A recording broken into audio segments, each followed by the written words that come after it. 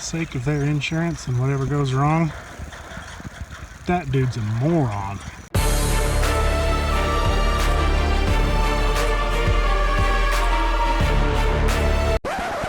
Everybody that I had talked to prior to turkey season about permission to hunt their land have all succumbed to the corona crazies and have decided not to let me hunt there.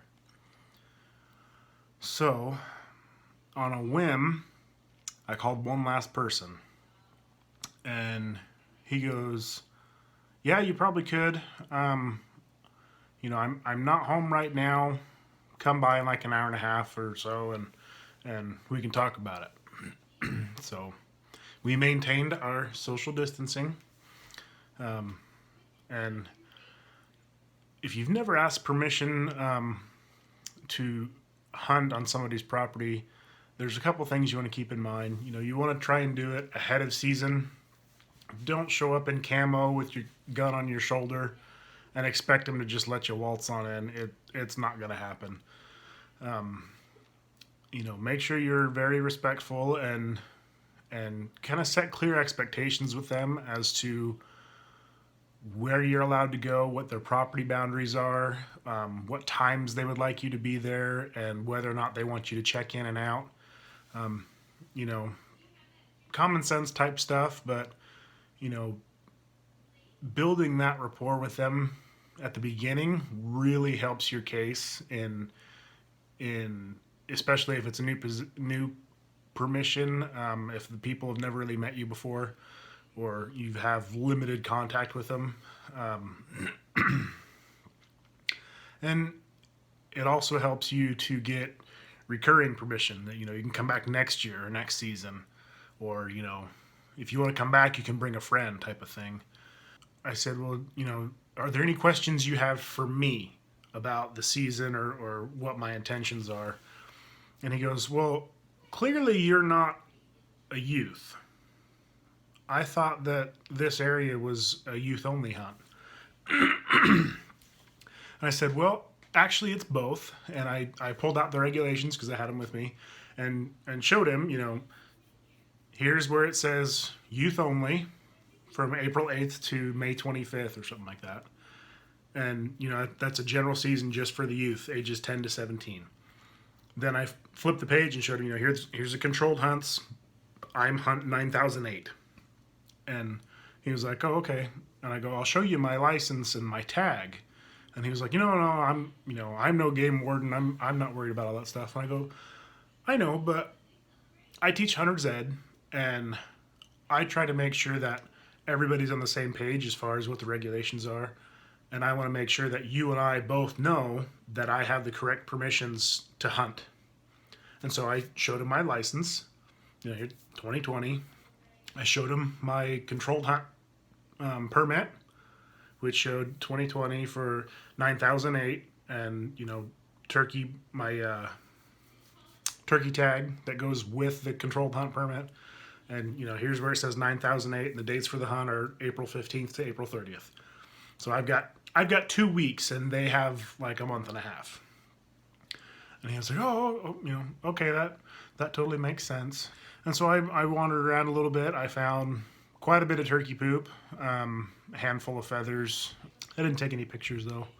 I did get a video. I wasn't trying to sneak or anything like that, but I made my way over there, and I went around behind the barn instead of around in front of it. And I had some reeds with me, some mouth calls. And so I went around behind the barn and cluck a few times, and then just kind of wait, and then moved a little bit further around the barn and purred a little bit and waited. And I kept thinking I was hearing something off to my left, which was back towards the house.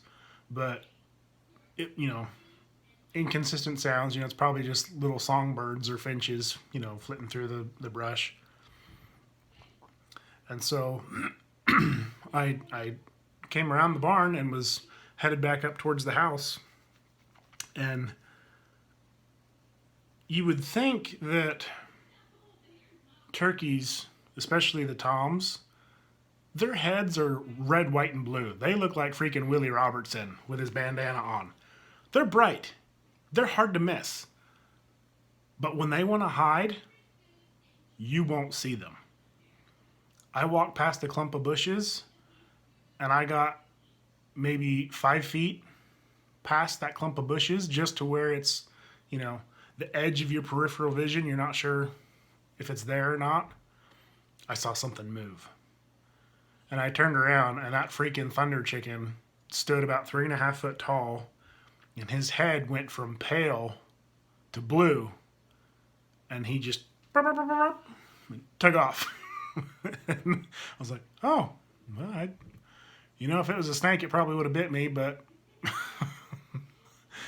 he must not have been that much in the mood. He didn't try to fight me or anything. I've had turkeys do that, though. They'll come strutting out of the bushes looking for a fight. And so I was walking along that same kind of brush and heard some more movement. And so at that time, I was like, it's got to be another turkey. I'll pull my phone out. And so I started recording. And sure enough, there's a hen in the brush. And she's wanting to get past me, but it's kind of tight. It's pretty tight. And it's between like a chain link fence and just thick brush and vines and stuff.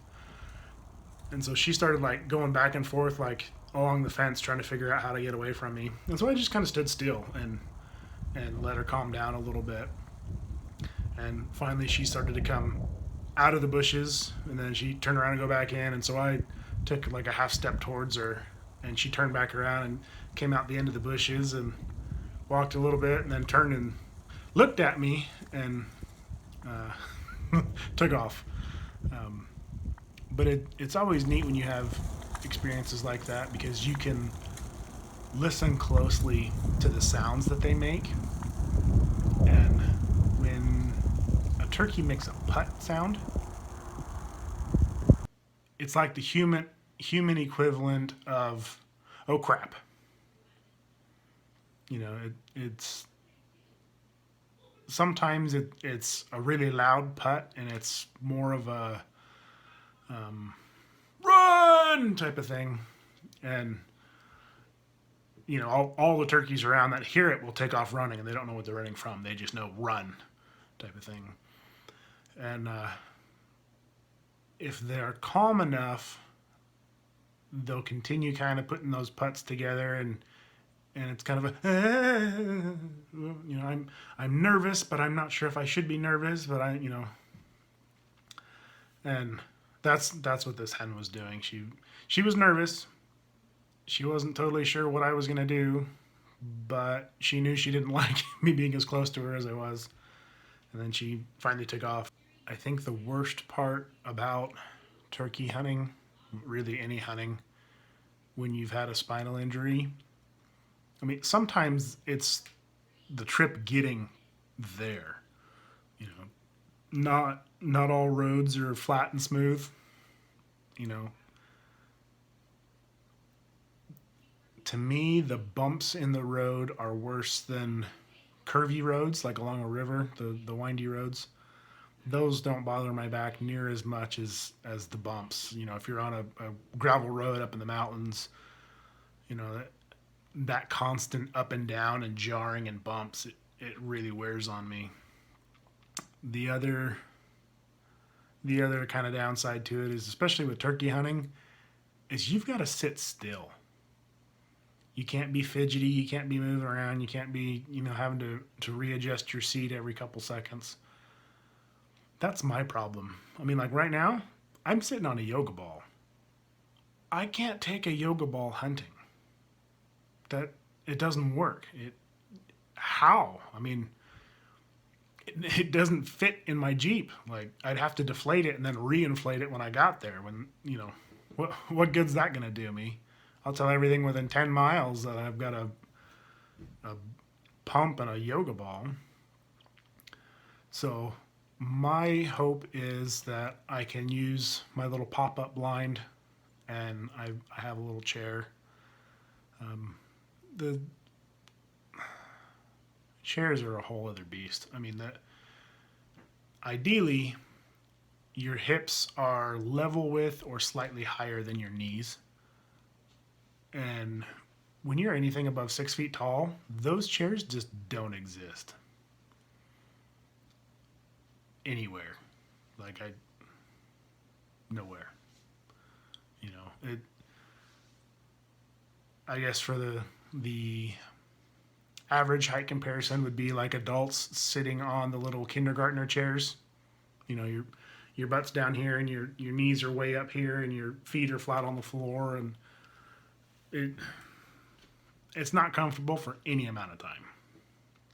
So luckily, you know, if I'm in a blind, I can, you know, most of that movement and readjustment can be kind of hidden from view. The part that would get me into trouble though is the sound. You know, the sound of, you know, your pants moving on the seat, or, you know, the squish sound of the foam when you sit down on it, and that stuff. I mean, the way binoculars work, give you telescopic vision. Turkeys have that with their hearing. You know, they could be a couple hundred yards away and you make a cluck and they can pinpoint your position.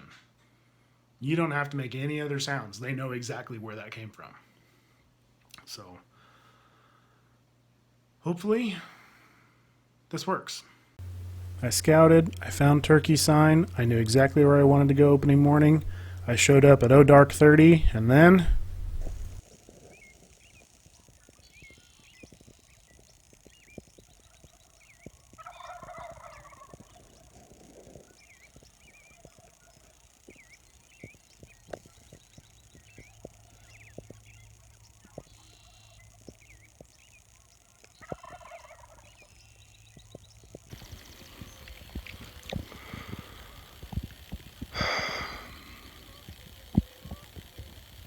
public land is a wonderful thing. But don't be a ass like this guy who shows up opening morning of turkey season and decides this is the perfect time and place to take his dog for a walk.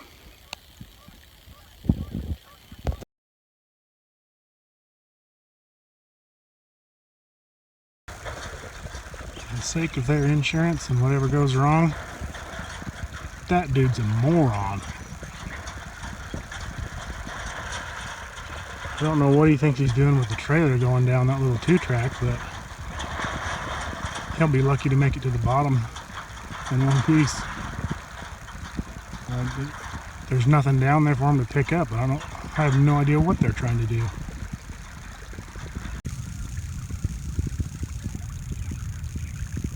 Trying to open the fence gap to the railroad.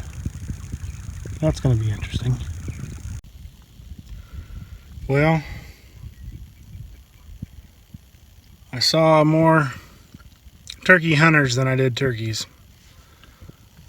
I heard a few. I had a couple gobblers responding to me, but I mean, there was absolutely nobody out here Saturday. And I talked to an old guy in the parking lot here, and he said he was here last night until like 10 o'clock, and there was nobody out here. Nobody was scouting, nobody was nothing. And then this morning, he figures it's because of the virus, but there was people everywhere. I mean, I went past 2 guys in one parking lot on my way through, and I got to my spot, and I had 3 other vehicles show up, and guys try to come in over top of me, and it was just a madhouse. I left there about 9:30 and went to a different spot, and that's when the guy showed up to walk his dog. Freaking idiot. And then, you know, sat through one little rainstorm, and now I got an even bigger storm headed this way, so I'm packed up. I'm gonna head home and get some lunch, and maybe hit a different spot this afternoon and see how lucky we can get.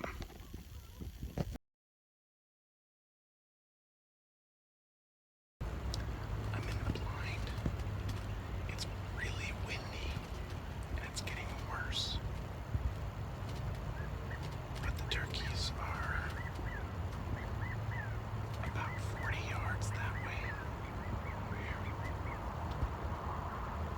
I'm expecting them for the wind to blow this way and push them along this fence, where they'll come to where they normally cross and they'll see my decoy. It's 20 yards from the blind. They will connect.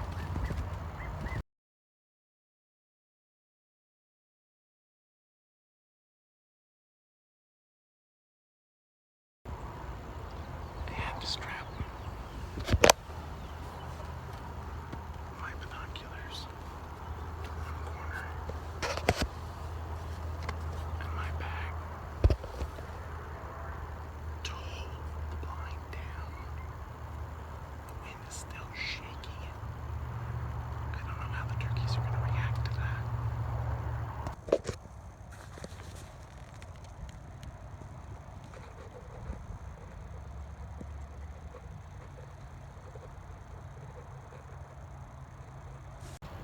You can't make this up. I don't know who that is, but they just crossed diagonally across the pasture and ran off every single turkey. I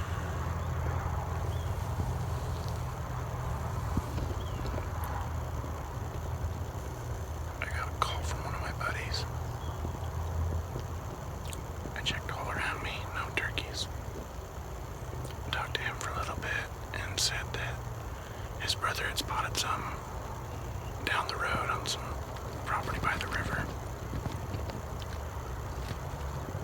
I figured, well, heck, all the turkeys here have been run off. I might as well go check it out with what daylight I have left. So I pack up everything inside the blind, button up all the windows, and then rather than climbing back out through the doofy little door, I just roll the whole blind forward and collapse it. I'm checking out the windows as I button them up. Don't see anything.